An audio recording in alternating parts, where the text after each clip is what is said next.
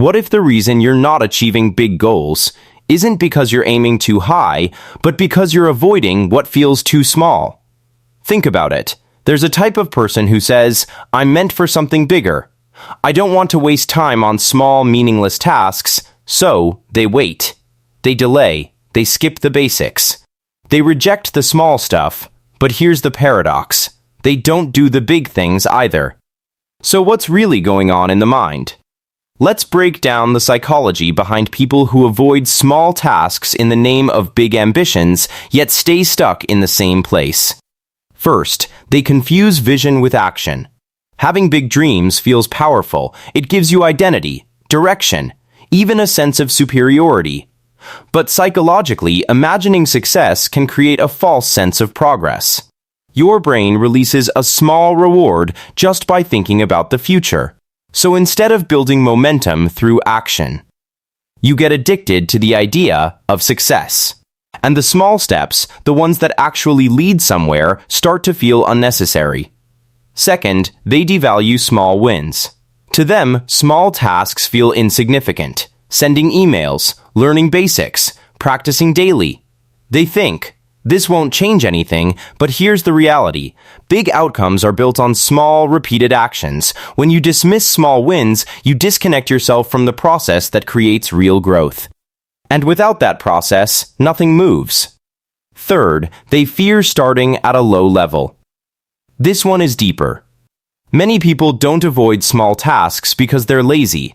They avoid them because those tasks expose their current level. When you start small, you confront the truth. You're a beginner. You're not as skilled as you imagined.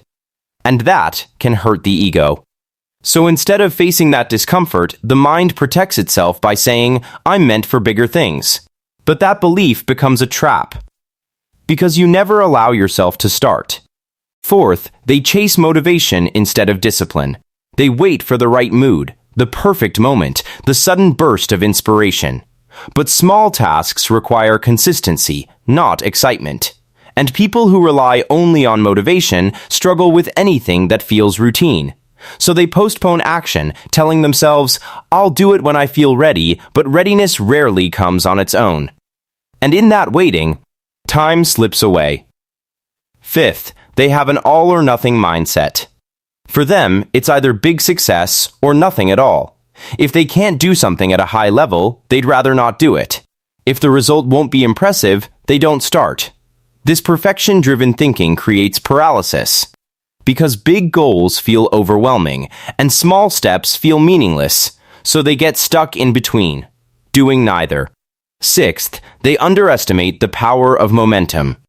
Psychologically, action creates energy. Even small progress builds confidence, clarity, and direction.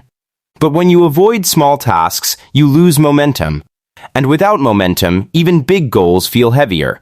So instead of moving forward, everything feels harder than it actually is. And that reinforces the cycle of avoidance. Seventh, they protect their identity more than their progress. Here's the most honest truth. Some people would rather believe they're capable of something big than risk proving they're not there yet. Because as long as they don't try, the dream stays perfect, untouched, unchallenged. But the moment they take small steps, reality enters the picture. And reality requires effort, patience, and humility. So they stay in imagination, where they feel powerful, but make no progress. Now here's the deeper insight. Avoiding small tasks isn't about the tasks themselves.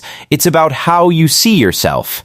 If your identity is tied to being someone meant for big things, then small beginnings feel like a threat. But in truth, every big achievement you admire today was once built on small, unnoticed, repetitive actions. There is no shortcut around that. So the real shift is this. Stop asking, "Is this task big enough?" Start asking, "Does this move me forward, even a little?" Because progress doesn't come from intensity, it comes from consistency. And the moment you start respecting small actions, you change your relationship with growth. You stop waiting, you start building. And slowly, the big things you once imagined begin to take shape. Now I want you to be completely honest with yourself. Is there a small task in your life right now that you've been avoiding because it feels too small? And deep down, what are you actually afraid will happen if you start it? Write your answer in the comments. I read them, and I genuinely want to understand your perspective. And if this helped you see your own patterns more clearly, subscribe for more deep insights into human psychology and behavior that can change how you think and how you act.